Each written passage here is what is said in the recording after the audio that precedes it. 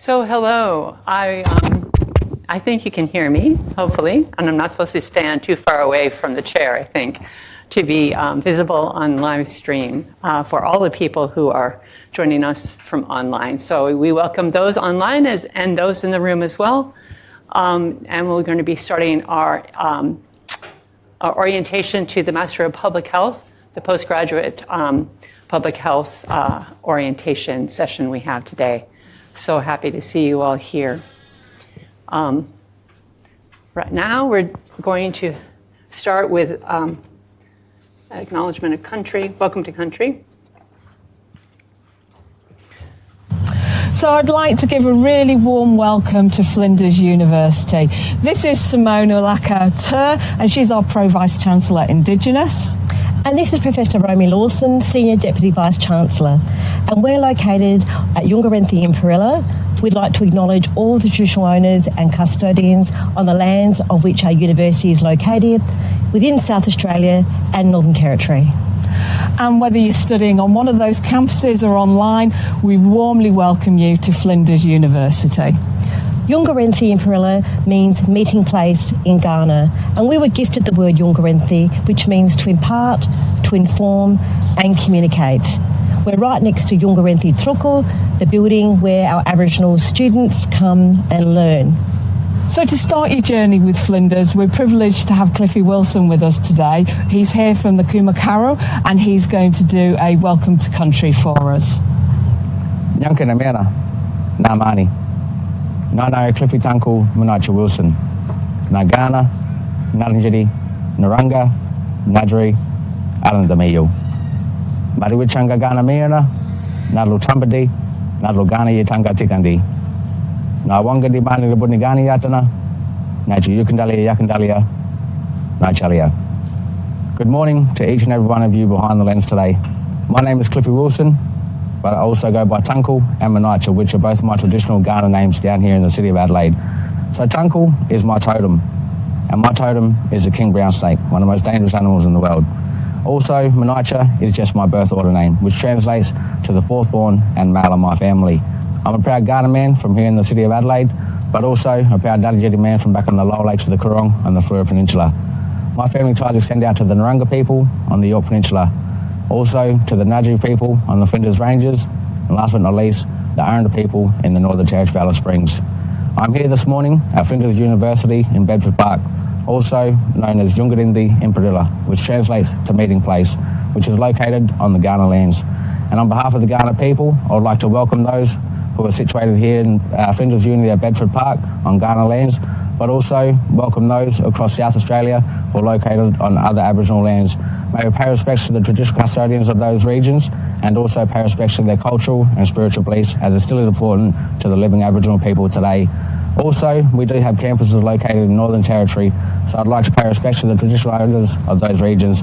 And to the staff and students, may we take care of these campuses and the surrounding communities of these areas like the Aboriginal people have for many thousands of years. But also, may we pay respects to the cultural and spiritual beliefs of the Aboriginal peoples across the country and recognise that their connection to the land, the sky and the waterways that surround and connect us are still as strong, still as important, but also still as important to the living Aboriginal people today.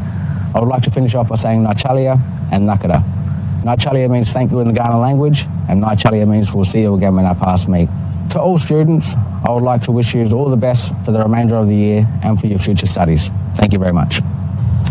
Thank you so much, Cliffy, for offering us a welcome to country and also the acknowledgement of all the traditional owners on which our universities are located. So welcome to all our new students. I hope you have an amazing first semester, and remember, have fun.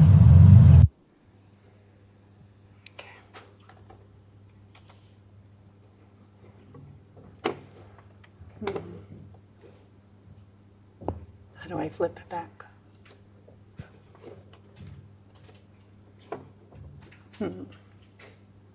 I need some help. Escape usually. Escape, yes. Perfect. Thank you so much. All right. After that, welcome to country. I'd like to also offer an acknowledgement of country, as we are all here gathered on land that has never been ceded Flinders University acknowledges the traditional owners and custodians of the lands in which its campuses are located. These traditional lands of the Kaurna peoples, as well as all the way up through the footprint into the Northern Territory. Right, I want to always begin with that, a bit of reflection on that and where we come from. My name is Dr. Amy Hickman.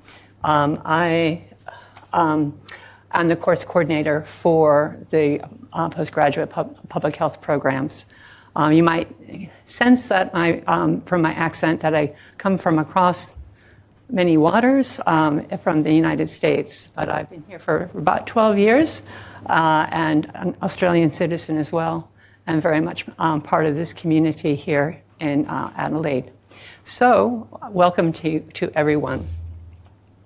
This is a roadmap of what we're going to be doing today. Can everyone hear my voice? Is it carrying okay? We're going to have some key introductions from some of the leaders in our college, and also we'll have share a lot of resources that focus on supporting you, students and staff, in our mind, body, and spirit as we journey together in your learning across these 2 years. We'll have a map of how the MPH works, because it can be a little confusing. And then we'll have more introductions with the teaching staff. But right now we're going to start with a hello from the head of public health. I'd like to introduce Dr. Richard Edwards, who is our head of school here. And if you can come up, Richard, and say hello, tell us a little bit about yourself, that would be really great. And here is this. There you go. Thank you. Welcome, everyone. My name's Richard Edwards. I'd also like to acknowledge the custodians of the land on which we meet, the Kaurna people. It should be on. Is it on?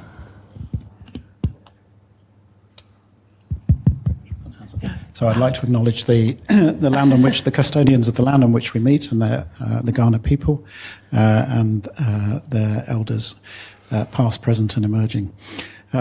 So I haven't been here 12 years. I haven't been here 12 weeks, actually. I've been here about 6 weeks, and I've come over from New Zealand, from Wellington in New Zealand, to take up the position here, and I feel very privileged to have done so. So I'd really like to welcome you on behalf of the college and the public health group here to the MPH course. I'll say a little bit about myself, and then maybe a little bit about public health and why I think you've made a great choice doing this course.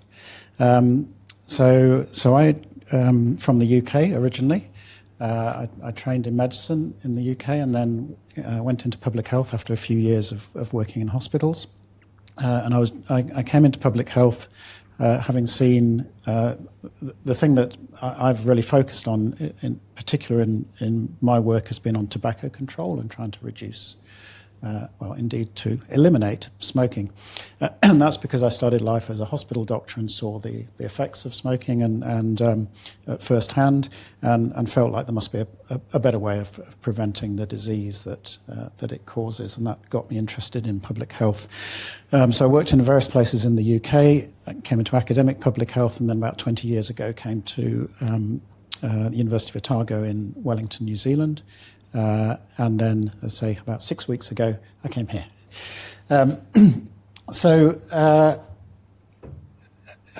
It's wonderful to see, and there's people online as well.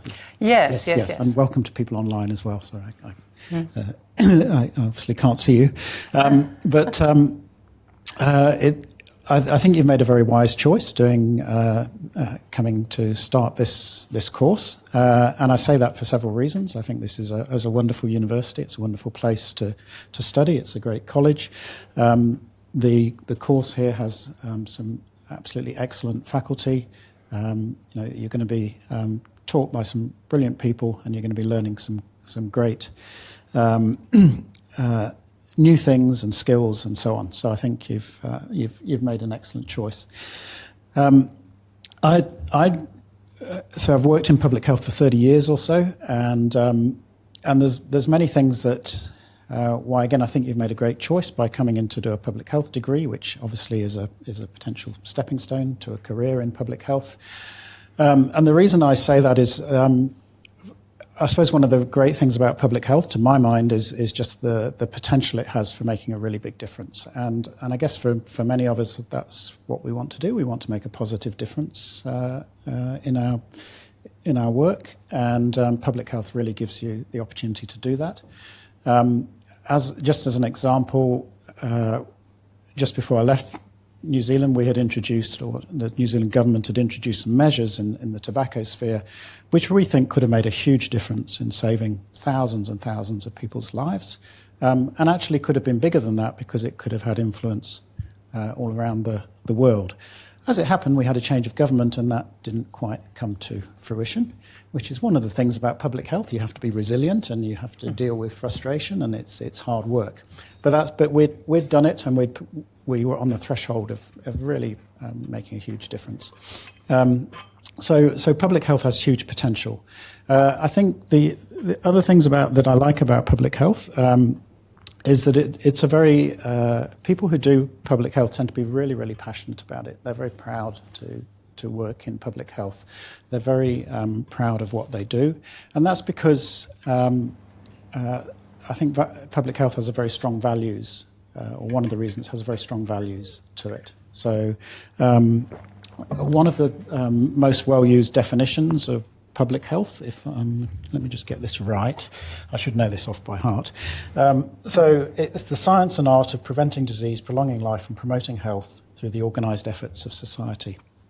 And that's a definition that's widely used, and I like it because one of the things it finishes with is the organised efforts of society.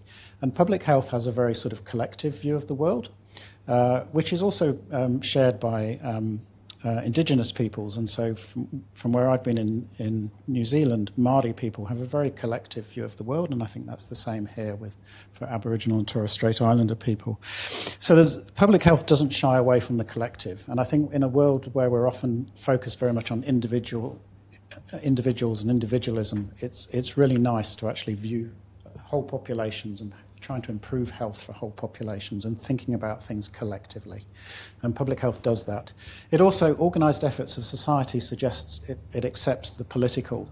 I'm not talking about party political necessarily, but the idea that we actually, if we want to make a difference, sometimes we have to do things through how we organise ourselves as a society, and that involves politics. And public health doesn't shy away from politics. So if you're interested in that, then I think that's an intriguing facet of it. And it has a very strong emphasis on social justice and equity. And public health is not unique in that by any means, but it certainly has a very strong feature. So again, if that's what is one of the things that drives you, then I think that's, public health is the right place to be. So I think there's lots of wonderful things about public health, but there's also the discipline, and of course you're coming to do a course, a master's course. There's the intellectual discipline, which again is very varied with lots of different methodologies and approaches and theories.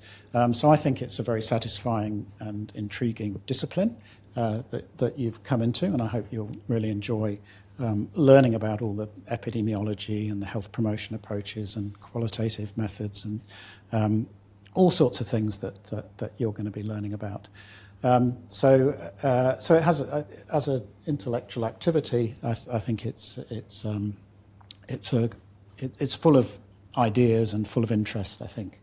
So I just finish by saying, as with when you're starting a course, just to really encourage you to engage with the course fully, engage with your teachers, engage with the material.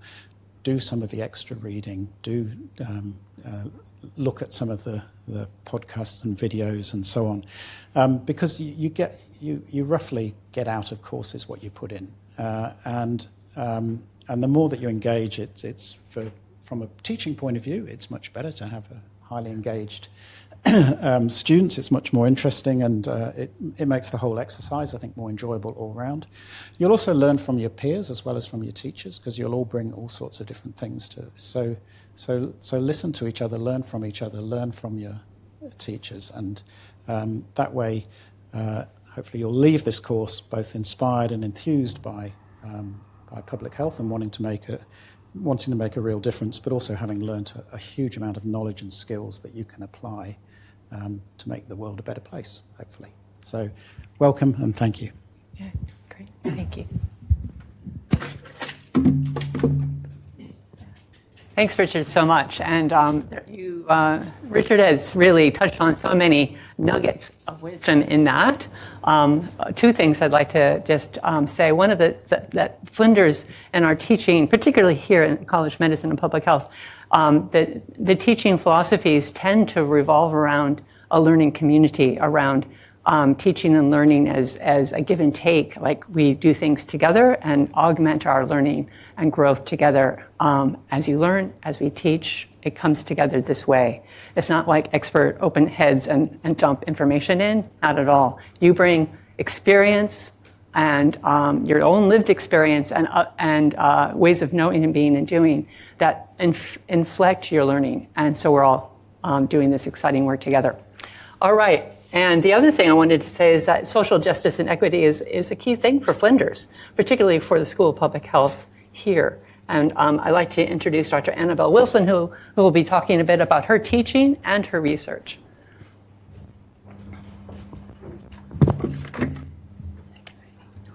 Yes. What? Is there a slide? Yes, and there is a slide. There was a slide. I'm sorry. That's okay. I thought it was there. Thank you, Amy, and thanks for the introduction. Hi, everyone. My name's Annabelle Wilson, and I teach into the Master of Public Health.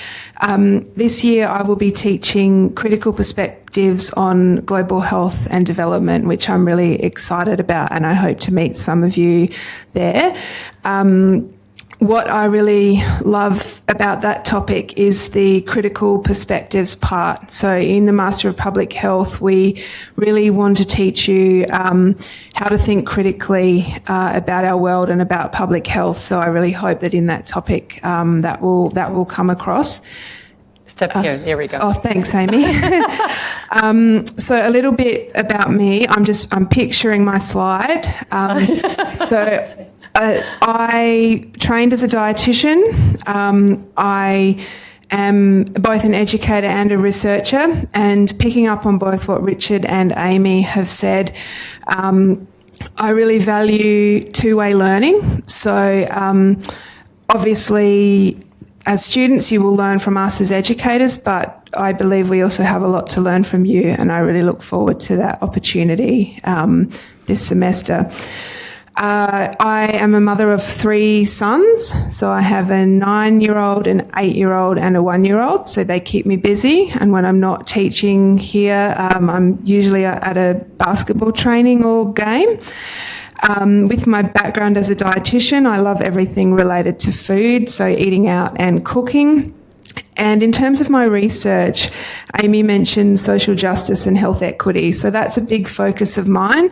At the moment, I have a project looking at how dietitians actually practice social justice and whether or not social justice and health equity are embedded into the regulatory frameworks that actually tell us how we have to work. So it's really important when we're talking about those issues to think not just do people do them, but do the policies and procedures by which we are governed actually tell us we have to do it.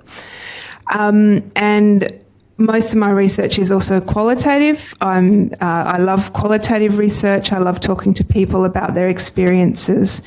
So that's me in a nutshell, I think. Thank you, and all the best for the semester. Thank you, Annabelle. We'll hear more from other topic coordinators and teaching academics later on, but Annabelle had to leave, so we snuck her in early. So now is the time where we talk about getting your essentials sorted and some of the resources that are here for you. So all of this is going to be captured on video, and we'll also share the slides. So don't feel like you have to take notes or remember everything. It's going to be here. So first off, we want to make sure that you can have an account, a Wi-Fi account through the network EduRoam. So whenever you want to log on to Flinders, if you're here, you will see that network, click on that, and you put in your username and password. Your fan, you'll have to get a fan through, I forget the office that it's called, but your first step is to go and get a fan so that you can log in to the network, and then you can avail yourself of all the learning resources that you will need. For more information on how to get that fan, go to students.flinders.edu.au, support computing and Wi-Fi. That was one of the first things I had to do when I first came 3 years ago to Flinders, and I'm like, how do I do this? But rest assured, it's quite easy. I have since forgotten how to do it. But here we go, new students. There is a new students page to give you answers to some of the questions you might be having. Yes, and if you have a specific question, you can certainly pop that in there and be directed to how to get that answer. Particularly of interest is how to enroll and register in your classes, which is your second thing to do, other than getting your fan. You need to also request an ID card by selecting Order My ID Card from your Okta dashboard. Your Okta dashboard is basically the thing that kind of lets you into all the different services we have for you. That ID card is going to be so important for utilizing library services and other kinds of services across the university. So that's just something that you'll need to be doing in quick order. So here, I mentioned enrolling and registering. So first, to enroll in your topics, there are a bunch of bullet points right down there so that you can take a look at what you'll be needing to do and then register for them. In a little while, we'll take a look at your study plans, and this will make a little bit more sense to you. But enrolling is your first step, and registering is your second. So, you have to do both in order to attend your classes. In order to help shed light on all of that, I'm going to invite Student Admin Services up and Emma Widdison-Duke is right here, who is directs the SAS, the Student Administrative Services. So we're very lucky to have her today. All right, Emma. Let me see if I can find your slide. Oh dear, I think I must have the wrong. That's okay. Let me go and find the right one. So. I've got a USB here. No, I have a USB with it. So you talk and I'll switch over to my USB because I think I have the wrong. Okay, all right. We will persevere despite the technological challenges. It is really lovely to meet all of you here this afternoon and to welcome you to our public health courses at Flinders University. My name is Emma and I'm the manager of the Student Admin Services team, which is aligned to the College of Medicine and Public Health. It's really long role title sometimes to get through. Across the university, each of the 6 colleges has a team where the staff develop expert knowledge in supporting students across the student administration area. So for you and your relationship with me and my team, that will be in the area of enrolment support, assessment support. You will have previously interacted with some of my colleagues in the area of admissions and also key areas such as student finance and scholarships. And when you complete your studies here, our graduations colleagues will be very, very important for getting you across the stage at the Adelaide Convention Centre. In terms of other important information for you to be across in your orientation week and as you commence your studies, there are 2 or 3 important tips that I'd just like to reiterate for you all. The first is around identifying yourself when you're communicating with university staff by email. So perhaps some of you in your professional lives, when you have a work email, at the bottom of it you create a email signature and template in Outlook which identifies you. So for my signature it has my name, my role and the area of the university I work in.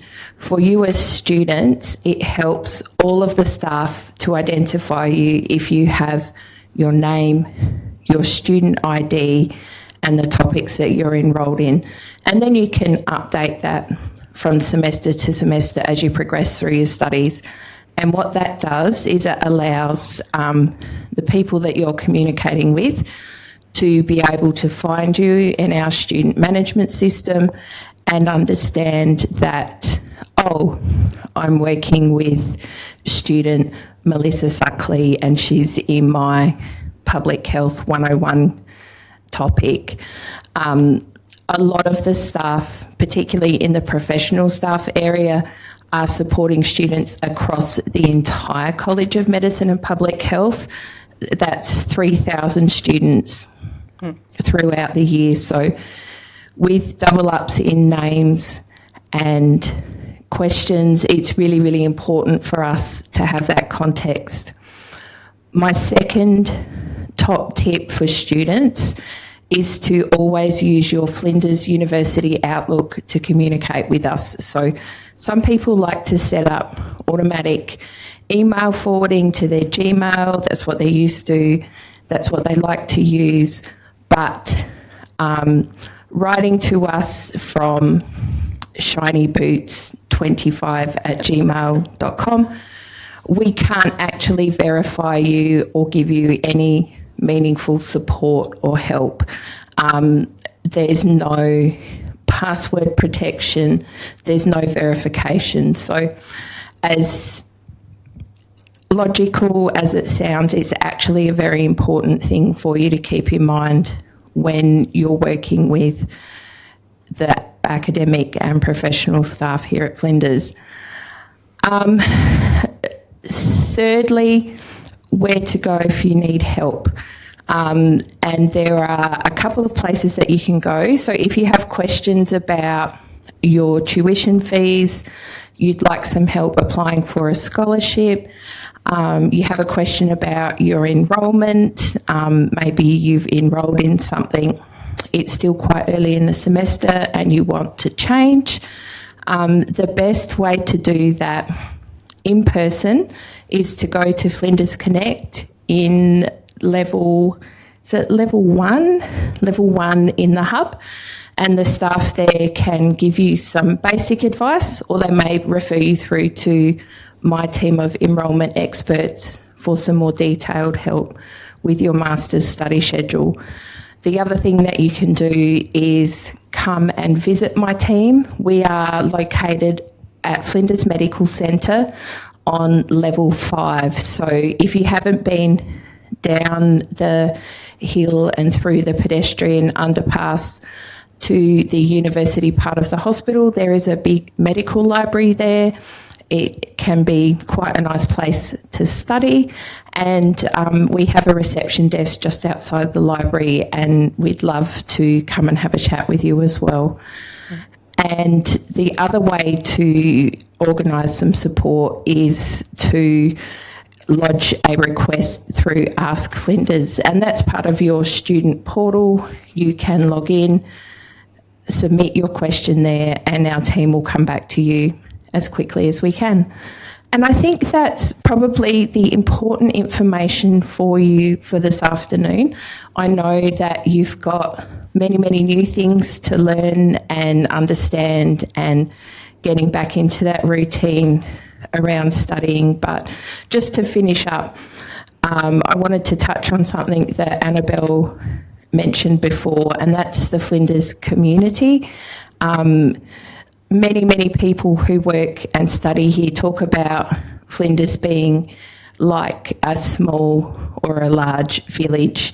There are lots and lots of opportunities for you to develop friendships, professional relationships with students within your course, but also outside of your course, and they will be your future co-workers and peers and people that you work with in the public health community here in South Australia and around the world. So it's a wonderful college to work in. I've been part of Flinders Medicine for 14 years and I still get a lot of pleasure from bumping into people I haven't seen in a long time. So you will have a wonderful time here. I'm going to wrap up now, so thank you very much. Great. Amy.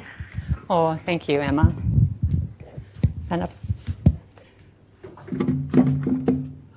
Right, so at the end of our time together, Karen Lauer is going to come in, and she's the Dean of Education, to have that bookend with the head of school, and then at the end with the Dean of Education. One of the things that brought her to mind was the fact that Flinders is a community, and to think about who your resource people will be, and have like those 10 numbers of 10 names of people who you can reach out to should you have a question in the classes or other kinds of questions in terms of living, working here.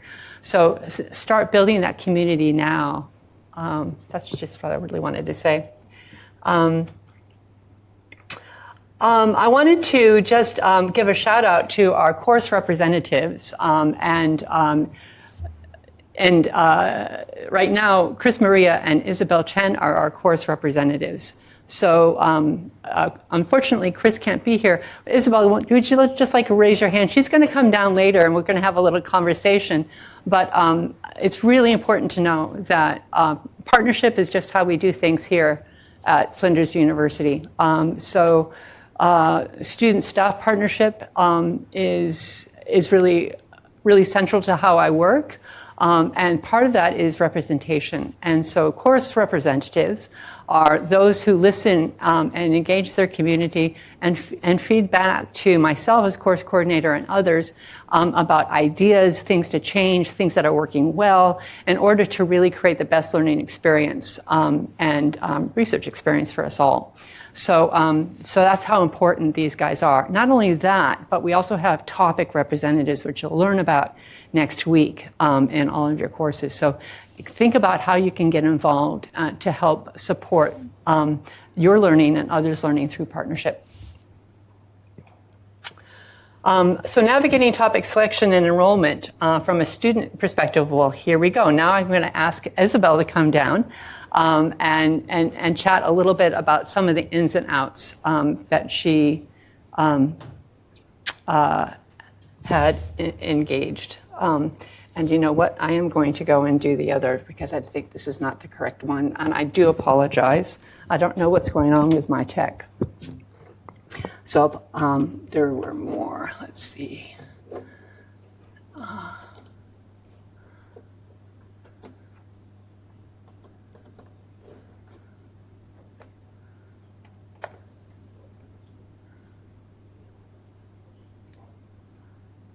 Here we go.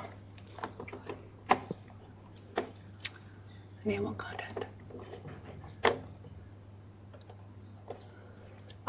So this is going to be a time where we're just going to have a conversation, you and I together. And Isabel has been, she's in her second year. Why don't you introduce yourself a bit and when you're going to be finishing, and then I'll be asking these questions for you. Yeah. Hi, I'm Isabel. Is this working? I think it's working. Okay. I am returning to school after 10 years of not working, child rearing and homemaker. So I think it's a huge challenge for me to come back to school because I want to maybe have a new chance in a career. So previously I was, my background is health science and nutrition, but I've never worked as a dietitian.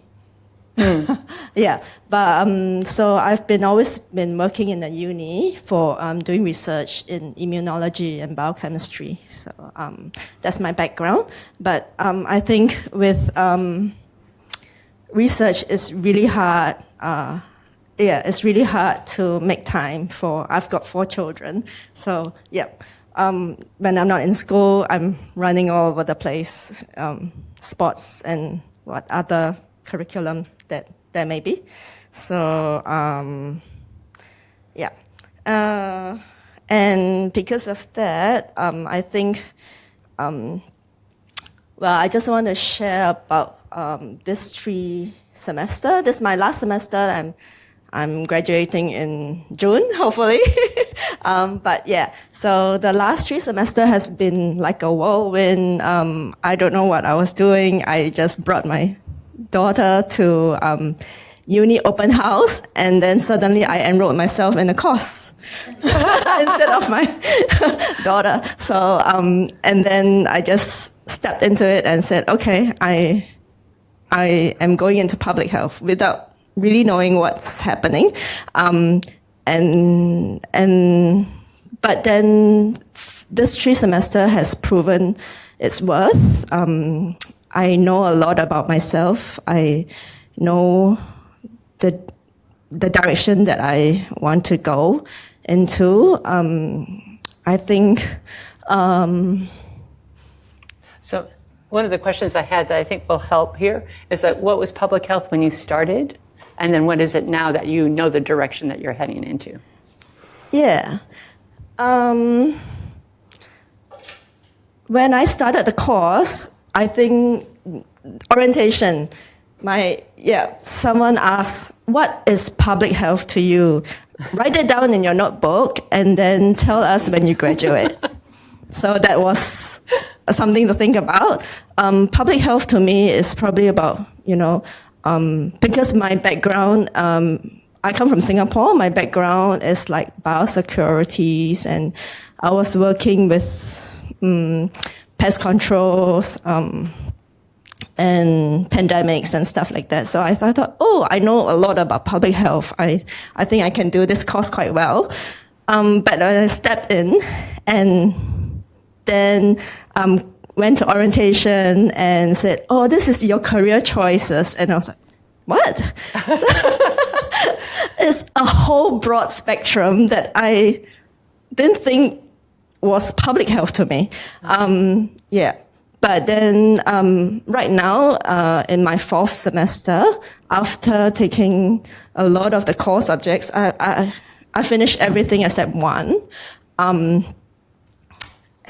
it gives me a whole new meaning to public health. Although it is very broad, but I think you can find your footing in the things that you would really be interested in. Yeah, thank you. I think that's really great. And as Richard had said, there's such a breadth of things to dive down into once you find something that's really your passion. I have another question for you. What has been really important for you as you travel through this program? What has been like a biggest thing to help you along your journey? Firstly, I think it's the ability to reflect. Because I think the first 4 core topics that I've taken, every assignment has a reflexivity section of it. But I think it's a good thing because each of us, if we could actually reflect on what we want, understanding ourselves first, and how you can actually give yourself to the space, in public health, that would help a lot in how you look at things. Yeah. Your perspective will be very different. Yeah. Wow.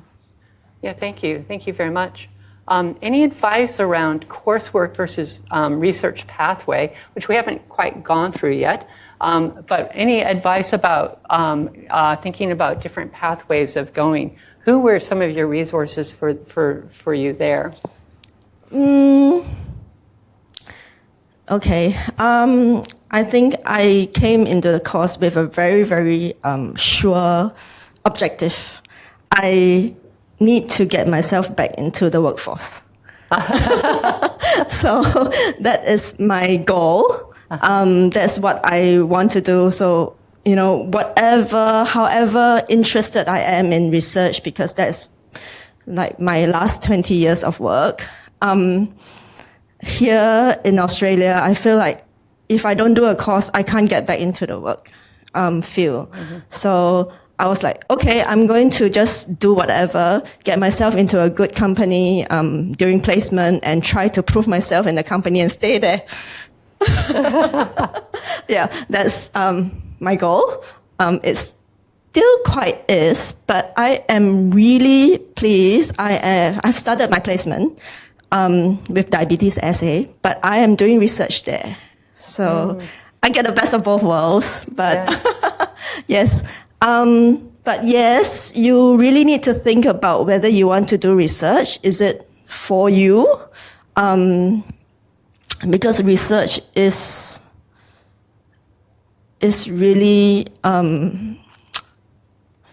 depending on your interests and how much you really want to do it. So if I would, I don't know. No. I think what I'm hearing from you here is that in public health, a lot of what we do out in industry is research related. But there's also a research pathway, which again, I haven't gone over yet, but we will. Or if you really want to do a PhD, you'll need to think of that early, and then that impacts what your study plan. That's it. But keep that in mind and going forward. Thank you, Isabel. One more thing. If you felt a bit stuck, what are some steps and resources that you found helpful? Well, I did find myself very lost in my first year. In terms of just navigating the system, how to do enrollment, what subjects to take. I thought it would be quite easy. You know how, because I come from Singapore where everything is just structured for you. You just enroll in a course and then all your timetable is all sorted for you. You don't have to do a lot of choosing. You don't have to do the choose. No, you don't have a lot of choice actually. But here it's very different.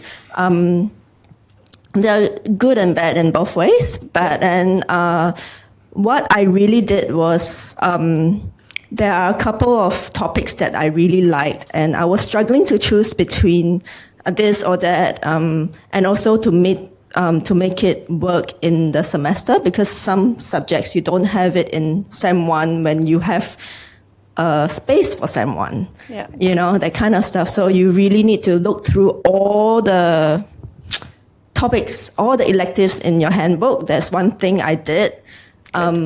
Pick out a few. And then when I go through my semester, sometimes it changes.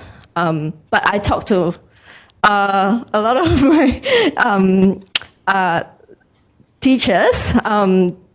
They know me because I talk a lot and I ask a lot of questions. This is one of them. I've asked, I'm really interested in epidemiology, but I don't think I have time for research. That was a question I asked, but should I really go for advanced epidemiology? But then I only have one subject left and I can't choose between this and that. So I kept asking, and they won't tell you, oh, just take this. They will give you pros and cons. And what do you think you might go into? Gotcha. I think that's a good thing. Keep asking and don't be afraid, because there are also ways which, this title sounds interesting, but what does it actually teach? And then you say, you read through everything and say, I still don't know what it is. Then email the topic coordinator. They are the best people to talk to. Otherwise, me and Chris. Right. Talk to whoever who has taken that subject before. I think you can look through that if you've gone into your Okta, your Canvas, there is a people section. Okay, and this people section has got, if you go into that topic that you want, you can see who are the people there who have taken that subject or who is in that class with you. Then maybe you can kind of ask, because I have people approaching me, just email me. I say, oh, who's this person? I am in SEM too. I think I've seen you before, but I kind of want to know what this topic is. And I think you have done it before. How is it? And then we can have a chat. So, yeah. What a great point. I hadn't thought about that, the ins and outs of finding your people, to answer your questions. That's fantastic. Thank you so much, Isabel. I appreciate that. Okay.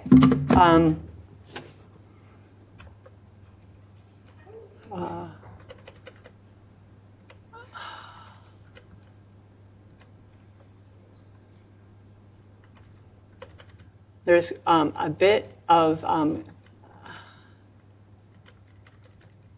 need to go back here. Okay. Some other key things. We talked about topic planning and enrollment through our conversation with Isabel, and getting familiar with your learning environment, a little bit of her perspective in terms of managing flow and some of the things you could do there. Once you get connected, I encourage you to go onto into your topics and get familiar with flow. You'll also have a chance to do that with your topic coordinators as well. They are live right now, so that's one thing you can be doing to get ready. There are scholarships available as well, and these scholarships have a wide range. They're not just for those who are Rhodes Scholars. They meet a bunch of different kinds of criteria. So take a look at the scholarships that are available and see if you qualify. For transport, there are lots of different ways of going through getting here through parking, bus, and train. The train is a delightful way to do it, to connect to the city, and there's a loop bus that takes you around our various campuses. In terms of security, our security officers are here. This is one of those numbers you can put into your phone and have that on your at the ready whenever you should need it. Do it when you don't need it, so when you do, you have it. Safety. There will be a range of different behaviors that you might be seeing here. If you find that you have been a recipient or witnessed unacceptable behavior, please make a confidential report. There's a phone number here. There's the email as well. Any kind of untoward behavior is not tolerated here, but we need to know in order to be able to create that safe environment for you. There's a Student Learning and Support Services, or SLSS, that is here online or in person. Huge resource for you guys. So whether you're coming back into study from being outside of the academic environment for some time, this is a great place for tip sheets and for talking to learning advisors to help you through to get your studies back on track or to get them on track again. There's a learning lounge on level 2 of the Central Library, and you can book an online session. In the libraries at each main campus, some really great places to study, as well as some resources. The librarians are wonderful, and there is a neurodiversity area in the library for those who would love to have a place to study there. All right, Melissa, I knew we'd get to you. Student support and well-being. This is an incredible resource that I really want to highlight for you. So many of our cohort isn't just coming from, school leavers. You already have perhaps a degree, perhaps a full-time job, a family, and you're doing this work. So we want to support you and your well-being. And so I'm going to hand it over to Melissa to tell you a little bit about that. You just sort of did it for me. Hello, everybody. My name is Mel. As Amy said, I'm Student Success and Wellbeing Advisor for your college. So welcome to Flinders. How many of you have studied at Flinders before? No one? No one. Okay. So I like to think of myself as a bit of a link to other things. So like Amy said, we understand that a lot of you are maybe looking after families and working full or part-time, or you've come from overseas and you're navigating, adjusting to Australia and things like that. And life might get a little bit wobbly along the way. University might not be the top priority at times, especially when maybe things start to get a little bit more wobbly than normal wobbly.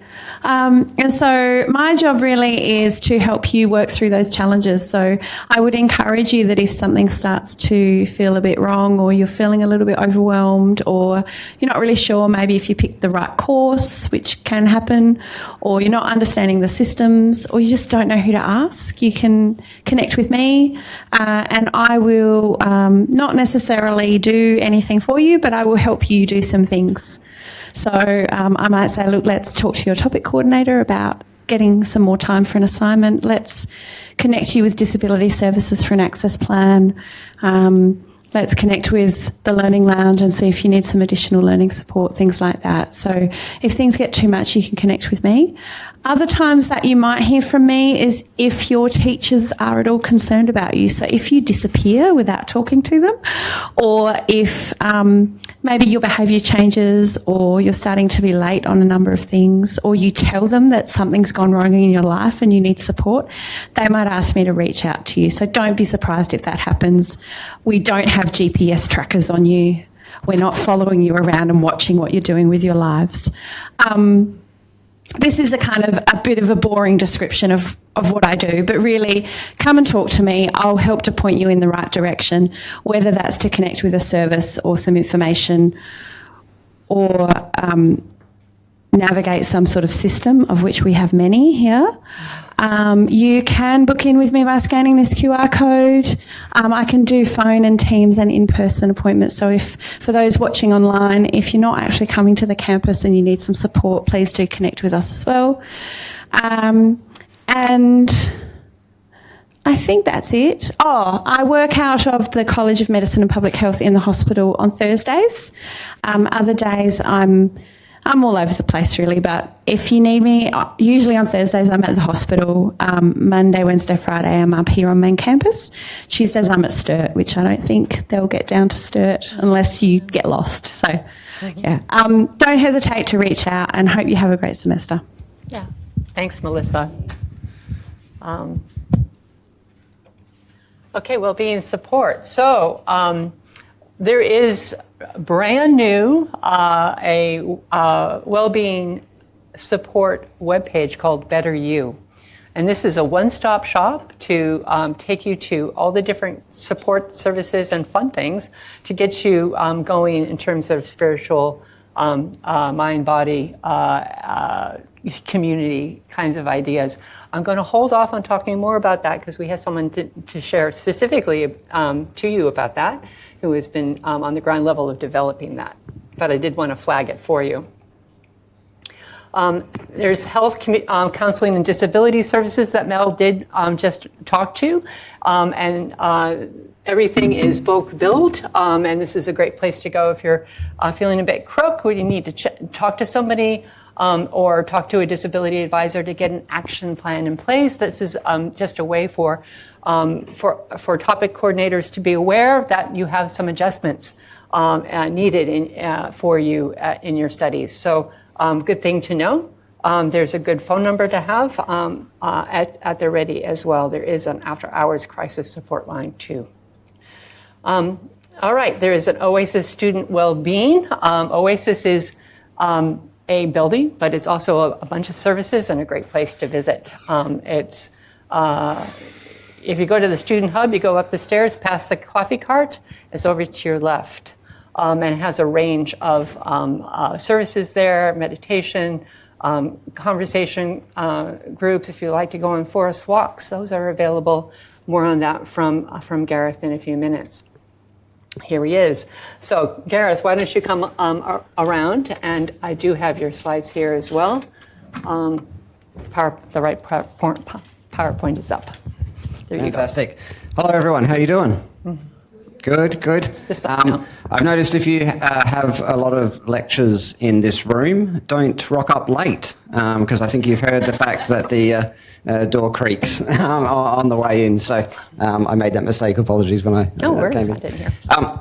So my name's Gareth. I'm a psychologist. I work with Better You, which I will talk about in a tick. Amy kindly invited me to come and just talk for 5 minutes about mental health particularly. So I thought I would say 5 things about mental health. Yeah. I'm also living proof that you can have a successful working career in a T-shirt and shorts. So if any of you are really keen to not have to wear pants, you will have to wear some form of pants, but not actually wear long pants, make me your mentor/hero. So first thing I want to say about mental health. So often when I rock up to talk about mental health, people immediately think about this. They think about mental illness.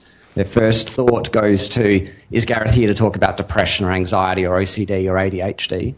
And certainly mental illness is part of the mental health picture, but it's only a part. When I rock up to talk about mental health, I'm actually talking about many of these other areas, these kind of modifiable areas that can both improve your academic experience, but also become really good everyday habits to build over time. So one of the real achievements of public health was pointing out that, for example, physical health is more than physical illness. You didn't just have to wait to get ill to go and see a doctor to get treatment. You could invest in your physical health over time. And mental health is the same. So if that's the case, how do you do so? Like what do you do to invest in your mental health on a day-to-day basis? So there's a group out of Macquarie who built the MindSpot website, who developed what they called the Big Five. For those who are interested, I can certainly share the empirical research behind it. But essentially what they tried to identify is what are the daily practices of individuals who show good mental health. And they found the Big Five, which thankfully fits nicely with the theme of my presentation. And so think about a typical day in your life, and then think about whether or not you're able to get these particular 5 elements in. So are you able to do something that's meaningful, that's enjoyable, that brings you satisfaction or a sense of achievement? Are you able to engage in some healthy thinking, right? Stop yourself maybe going down a path of being really negative about yourself or negative about other people or negative about the future? Have you got some goals and plans? Do you wake up with the day with a sort of a vision for what you want to achieve that day and a bit of a path on how you're going to do it? Healthy routines. Does your day include at least one kind of, maybe it's your morning routine, which really gets you kind of prepared for the day. Maybe it's your evening routine, which helps you kind of unwind at the end of the day. But do you have these kind of routines built into your life that put, I guess, some of the well-being aspects on kind of an autopilot? And then final, social connections. So do you connect with someone or someones who make you feel loved and who you love? And the goal is, if you answered no to a few of those questions, the goal is, can you get on as many days as possible? Little, and they don't necessarily need to be huge, little instances of each of these 5. That's a really good starting point for then just kind of building a foundation for good mental health. So the next thing, is that it? Is mental health then just about developing good habits? Is it really just the same formula as physical health? Well, yes, but there is more. So we know that when you come to university, you're going to get your mind nurtured, right? You're going to learn a whole bunch of stuff. You'll leave here smarter and more cognitively capable than you arrive here. Well, I'm hoping. I think I did. I'm not sure. You have to ask my mum. But the other thing that university is good for is developing, and excuse me for getting a little poetic in this context, but other aspects of us. So developing our heart, right? So if we think metaphorically about the heart is the place from which we love and are loved. It's all the things in the university experience that we can become passionate about and interested in. And there's a lot to love whilst you're at university. There might be people that you meet, it might be topics that you encounter, it might be concepts or ideas. There's a lot that you can fall in love with whilst you're here. It requires a bit of vulnerability, as any of you know. Falling in love or loving someone or something brings with it a bit of vulnerability, and it doesn't always work out, but it's enriching nonetheless. Universities also, and again, forgive me for getting even more poetic, kind of a place where you develop some aspect of the soul. So I think of the soul or the spirit as that part of you that wants to know what your connection to the bigger picture is. So you've got the machinations of everyday life, but how am I connected to something bigger that's beyond this? And the things that you learn in your course are the currency that you'll use to go out into the world and find that.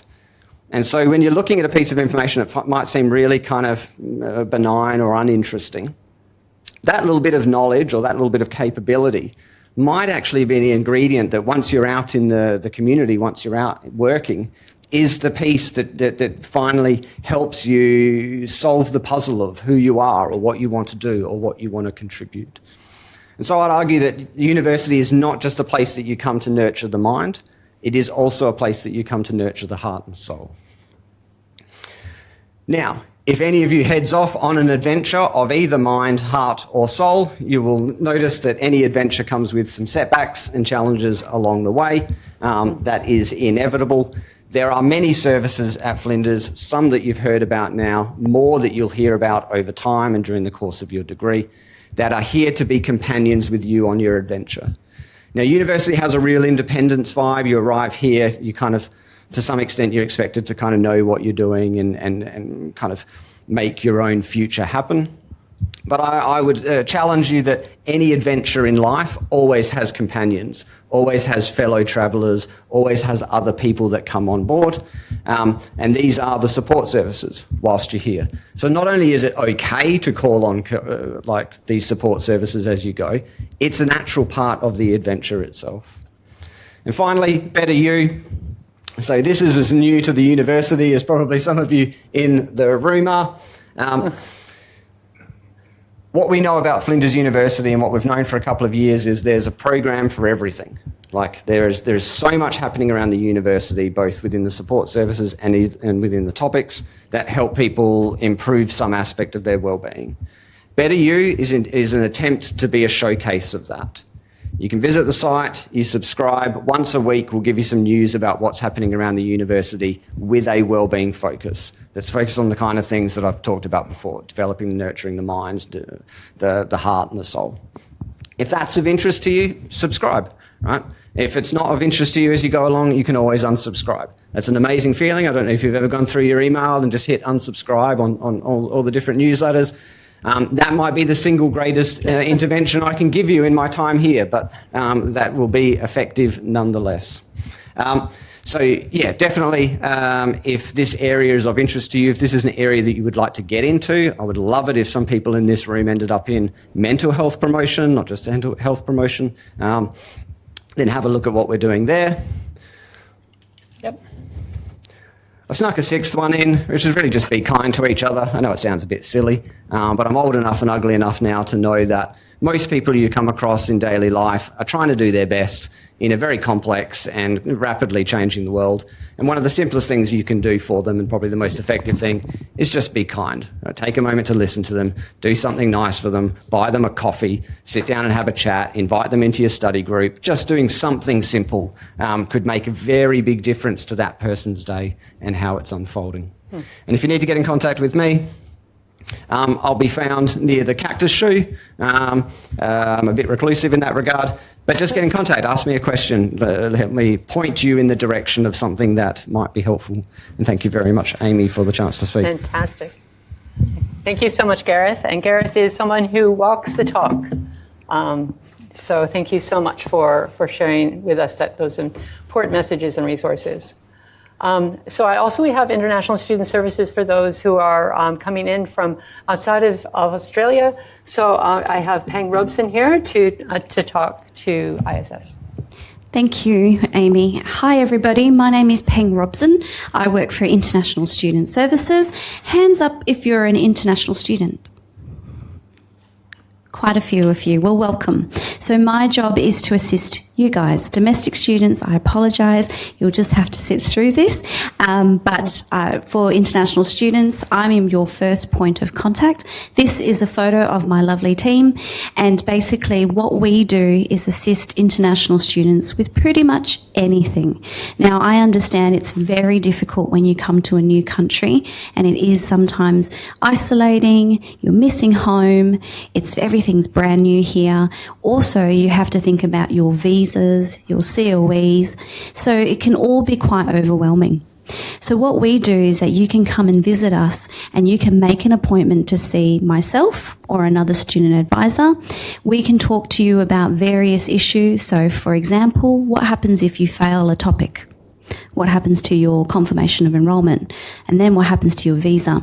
So there are a lot of questions, and you could be very stressed. You could be also thinking, oh no, I might not be able to continue my studies. So if you have questions about your studies, academic issues, come and speak to ISS. Okay, we are located here next to Registry Road, so near the hub, on level 1 through the glass doors. So can I have a show of hands who's been to ISS? Has anyone been to International Student Services? Okay, so you need to follow him. If he'll show you the way. We also do really fun things for our students as well. So once again, domestic students, I'm very sorry, but if you see a lovely event happening, you can come and join us, okay? We do have one this Friday. That is our ISS welcome event. Now, international students, have you registered? Yes? You should all be nodding, yes, because it's the biggest party that we have every semester. So it is going to be held at the hub, and basically it is a welcome for you guys. We want to say hi. We want to basically introduce all the cultural clubs. There will be games. There will be food, so free food. And also we do have, for example, we've got Animals Anonymous, which they bring around animals and walk around. Not the animals don't walk around by themselves. People are carrying these animals. So you can pet a snake if you want, some lizards. So we just organise loads of activities for our students because we want to promote engagement. We want to promote community and belonging. We think that's really important when you're an international student, and of course domestic students as well. So we really want to make sure that you guys have a great student experience. And like I said before, we are here to help you, to assist you. If there are things that you don't know or questions that you have, please come and speak to us. If we can't help you, we can get you connected to any part of the university that can help you. So I think that is pretty much everything that we do. We do have a QR code as well, so scan that, and you can also make an appointment with us via the QR code, or you can come and visit us. If you see any of my team around campus, please say hello. We're a friendly bunch, and we're only here to help you have a great experience on campus. Thanks, everybody. Thank you, Penny. That's fantastic. Okay, bye-bye. There's also Young Corinthi, which is a name given to us by Ghana elders, meaning obviously, as we had heard from our Welcome to Country, meaning to impart knowledge, to communicate, and to inform.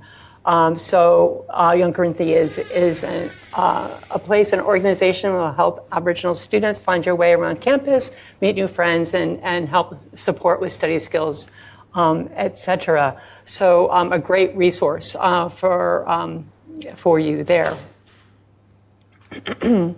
Career Curious at the College of Medicine and Public Health, and within public health postgraduate study, we take work integrated learning really seriously all the way through our topics. And so think about some of the careers that you might like to be engaged in. Connect with the readiness team. There's a career hub that you can find online. Excellent resource for resume building and interview readiness. So please avail yourself of that beautiful resource. Employment opportunities. This is a slide that talks about the length and breadth of different, and probably it is not exhaustive, but here are some ideas for you as you go forward. We're running a little bit late, so I'm just going to go a little quicker. Here we go. We want you to make the most of orientation, finding your way. We talked a bit about that. And O Week is, of course, now. We're in the second day of that. And you can tell about all the different activities you can have in addition to International Student Services and the other things that are available to you. Campus walking tours and buggy tours if you don't like walking. So, and then there's next week will be Connect Week. So we take social connection and belonging really seriously. It's a big part of your learning. Take advantage of what's going on there next week. Such as welcome hubs, market days, quiz nights. Ooh, who likes a quiz night? I love it. As long as it's Disney oriented, I'm all over it. Semester key dates. Here we have a list of those. Are also all over Flinders websites. Mark them down, put them up around you in your apartment or where you're living so you don't miss a thing. Top tips, we talked a little bit about some of these things. Join the Flinders University Student Association. This is a great way to get involved and to build that sense of belonging as well and to have an impact not at Flinders and with your learning community. Here, don't be afraid to ask for help. I'm your course coordinator, a great person to help you with your questions about your study plans and other ways. The student support services are your first stop, and then they might refer to me and vice versa. So we work together there. What can you expect in the MPH? We have student-centered teaching that is informed by industry. We liaise with industry to see what they want and what they need, and we adjust our curriculum to support that. And we also have FEMRI and other research organizations that are integrated into our curriculum. And so this is the two big blocks that support your learning. So we have a 2-year MPH, Master of Public Health. There's an exit degree for a grad dip with 36 rather than 72 units. And then there's, of course, the grad cert, which is 18 units, and that is nested within the MPH program. It's okay if all that is just a bunch of Greek to you, that's all right. But many of you probably are already very well aware of it too. The MPH study planner, this is what your study plan might look like if you are here for 2 years. So we'll don't need to go through that. That's for later. But I wanted to just flag that for you. We have core and option topics. And then thinking about practicum, which is our placements that happened at the end of your time in your second semester of your second year that Isabel was referring to. But there's also a research pathway that you take, not with practicum, but instead of practicum. And that's when you have to think, do I want to maybe go on to PhD? Then you should be thinking, maybe I need to be thinking that now, particularly if you're an international student, think about what do I need to take in order to take that dissertation. Have a conversation with me soon, if that's the case, because I can help guide you there, okay? And that's only because we have made some changes in our study plan to enable international students to do the dissertation. So that's a fairly new adjustment, and I just want to make sure that you're across it. All right, and here's some touchstones that detail what the practicum is all about, which is an industry placement, or working with one of our research at Flinders, or doing an education pathway. So lots of different ways to do practicum, and also your dissertation where you embark on an honors thesis, not honors, but a thesis that will prepare you for a PhD later. And we did that. And now we get to have a very special hello from Karen Lower. And apologies for being so late, Karen. I hope that's okay. And I've already flagged that you're coming. But we're very happy that you're here. So here you go. I feel so special all these. Great. Hi, everyone. So I just wanted to come and say hi. So my name is Karen. I'm the Dean of Education for the College of Medicine and Public Health. So here at the university, we have 6 colleges. So there's Education, Psychology and Social Work, there's Nursing and Health Sciences, there's 6 of them. And of course, one is Medicine and Public Health, and that is the one that we are in. So my job in the college is, to put it simply, to look after all the education that goes on. So a lot of that is to do with governance and policy, and to make sure we're doing the things that we said we should do for both of our students, but also our external stakeholders, so the government and the people that are going to employ you. So there's a lot of, I guess, sort of high-level decision-making stuff that I'm involved in. But the most important part of my job is to make sure that you guys have the best experience possible. So what I really want is at the end of your studies here for you to say to yourselves and your family and your friends, that was the best thing that I did, and I'm so glad I chose to do my degree here at Flinders. It's a huge privilege for us to have you come and study with us. So again, just a really welcome from myself, and we take that very seriously. It's a big responsibility you've given us as well, and we really want to do everything that we can do to give you the best educational opportunity we can. So as part of that, I'm available any point in time if you do feel like you'd like to reach out to me. So it's just karen.lower@flinders.edu.au. It works the same for everybody. You have an amazing teaching team. Amy and all of the members of the teaching team, and public health is such an important and critical area that I'm super excited for all of you to be embarking on this opportunity with this team, and I look forward to hearing about your journeys over the next couple of years. And as I said, any issues at all or anything I can help with, please reach out. But again, I've got full confidence that the teaching team will be able to help you in any way that you need. So I'm going to hand back now, because I did just want to pop in and say hi. I'm going to hang around till the end, and welcome you all to Flinders and to the college. So thanks, Amy. Good. Thank you, Karen. And I did tell them about your 10 people, the 10 people that they need. 10 people, yes. I've already covered it for you. All right. So now we get to an important part where we can introduce you to some of our teaching academics that you'll be meeting fairly soon. So our first is Dr. Joshua Trigg, and here's your slide. And I'd love to have you come down.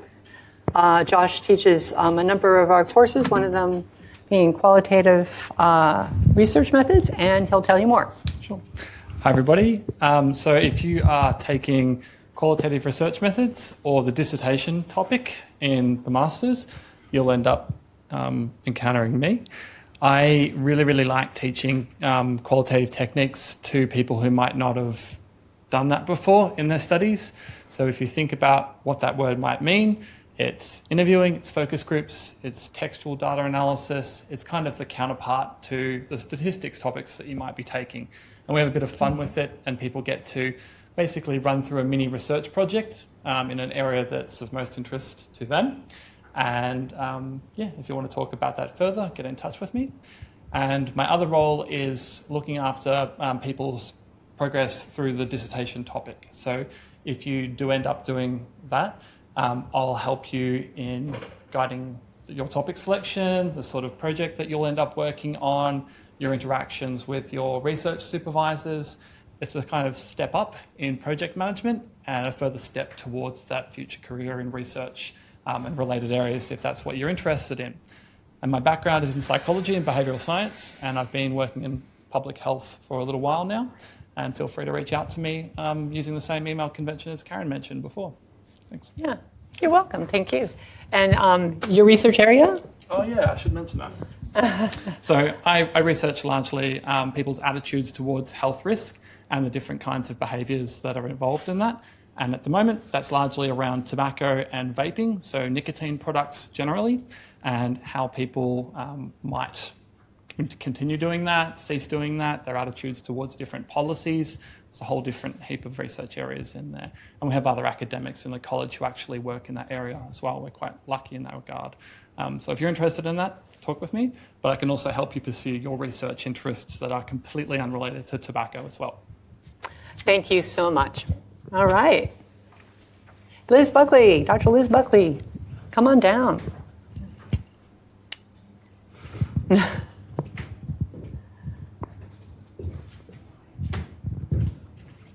get yours right up here.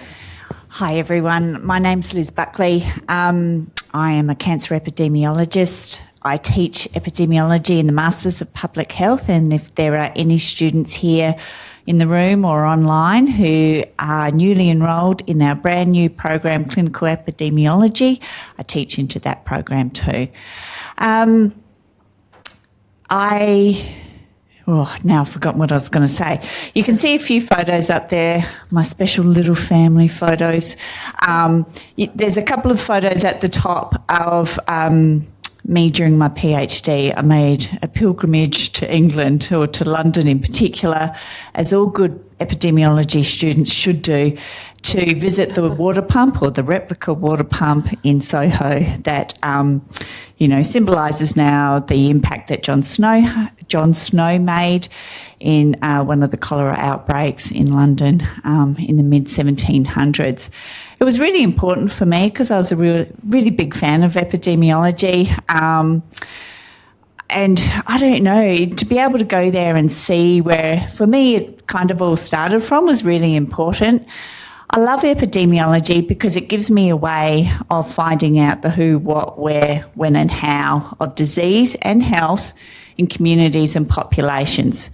So it's really important to me to be able to research and use epidemiology in my research around cancer survivorship, but it's also really important for me to be able to teach that to others. And I get enormous reward from sharing that knowledge with other students. I'm not saying epidemiology is the only way to understand things, but it is one way, and it's one way that resonates really strongly with me. So I look forward to seeing you in class and getting to know you better. Thanks. Thanks, Liz. Thank you. Okay, Murti. Associate Professor Murti Mintinti, Discipline of Biostats. Thanks, Amy. Welcome to Flinders. And I'm the discipline lead for biostatistics, and I teach into the PHCA 8010, which is one of your option topics, which is digital health. And in clinical epidemiology, I teach into two topics, which is introduction to clinical epidemiology and introduction to clinical trials.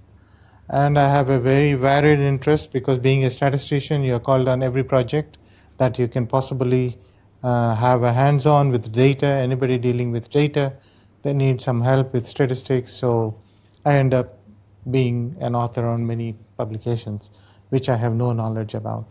Only the maths and the stats bit, and helping to draw good, data visualization.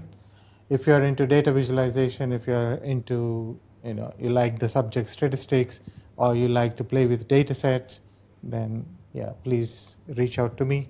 Happy to help you out. Happy to help you with your research projects, choosing research projects, and also mentoring some of your research projects. I also have a deep history in nature photography and philosophy of science. So if you want to talk anything about critical thinking, if you want to know something about deep philosophy of epidemiology, please come and visit me. I'm in the new building. It's a beautiful building. I sit on a beautiful floor where I have beautiful views. So come visit me anytime. But we do miss him from here. He used to be up with us where we could have those really interesting conversations about the philosophy of science. All right. Thank you, Murti. And Dr. Cheryl Shellback cannot be here. Hi, everyone, and welcome to Public Health. My name is Cheryl Shellback, and you can see a photo there of me with my two kids. So I teach topics in both the undergrad as well as the postgrad programs, ranging from summer through to semester 1 and semester 2.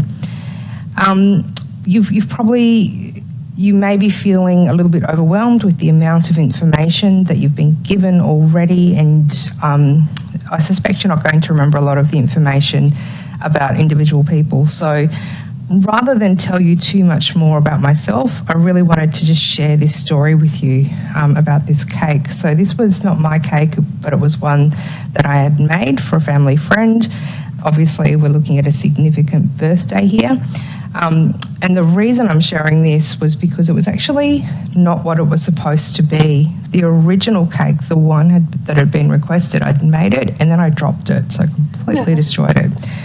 So this happened, so significant birthday, as I mentioned, function centre booked, oodles of people invited, late at night, so I couldn't go out and buy new ingredients. So, what I had to then do was to really just sort of stop and think and turn and pivot and think about what I could do with the time and the ingredients that I did have at my disposal. So during your studies, you're going to learn a lot of different stuff, and some of this stuff is content and some of it is more skills-based. So something that I'm really interested in the skills that you're going to develop, because many of these skills will be things that you can rely upon and use in authentic as well as workplace contexts. So if we look back at my cake disaster example, I could have thrown my hands up in the air and given up, but I didn't. As I said before, I stopped and thought about what I could do with what was at my disposal and came up with a plan. And over the course of your studies, you are going to more than likely face situations that are a barrier, that get in your way, that stop you in your tracks. And this is unfortunate and it's unpleasant, but it is more than likely reality. What's important though is you work out what are your resources, what are those things that are within your control, rather than just focusing on what's outside of your control, and what you can do to get yourself across the line. Good luck with the year ahead, and really the parting words that I would leave you with is to reiterate what you would have heard from some of the other speakers around making it a priority to understand the resources that you have around you should you actually need them. Thanks, Cheryl. And then Dr. Kate Fairweather couldn't be here today, so I'm going to be speaking a bit to her work and teaching. She loves public health. She loves supporting the mental health on the broad scale, and she is both a teaching and a research academic. So she does both and brings that teaching research nexus to bear in her teaching as well. She's a senior lecturer in public health and health equity. She teaches the health evaluation topic that this year will be core in semester 2 for you. She is an all-around amazing person and is an excellent educator. So I really just want to recommend her to you. You'll get to meet her in due course. And then there's me. Along with being course coordinator at the postgraduate programs, I'm also a senior lecturer and teaching specialist. I teach health promotion. I've been doing that for a number of years. That's really my heart and soul is in that topic. It was where I began my studies as a PhD student, where I worked with Margarita, who is the person holding the sunflowers. She's an elder in her community in Southwest Tucson in the United States, in Arizona. So I was working in public health there, supporting her work as a promotora, a community health worker, as she was helping support her communities to be healthy and strong. And her work was actually very positive. There is, in her work as promotora, communities actually got stronger and got healthier, and we could see that. And we were asking the question, how is that? What were some of the things she was doing that made that positive response? Which was a strength-based approach, which I didn't know at the time was a strength-based approach. But anyway, so that's Margarita. Also, I have not only am I an Australian citizen, but I'm also an American citizen, and I go to see my mother every January, brave the cold snow and ice and weather to see her, and it was her birthday, 95 years old. And there's most of the women in my family are pictured here, and these are the people that are my support, have impacted my life, and have given me the wisdom and the strength to be who I am. So also encourage you to think to yourself, who are those people for you? And then finally, at the other end of the spectrum is my nuclear family here in Australia, 2 wonderful daughters, a partner, and my daughter's partners themselves as well. So our family is growing, and really happy to be here. Work integrated learning is a big part of what I do. So I have a slide up there about how your learning is related to what you've done before and what you're going to be doing in the future, and how it's related to all of us here at the university. So relationship is key, relationship in your learning, relationship to the workplace, and so forth. So that's it for me. And want to thank you for being here, for hanging in at the end of an afternoon. I want to also encourage you to stick around.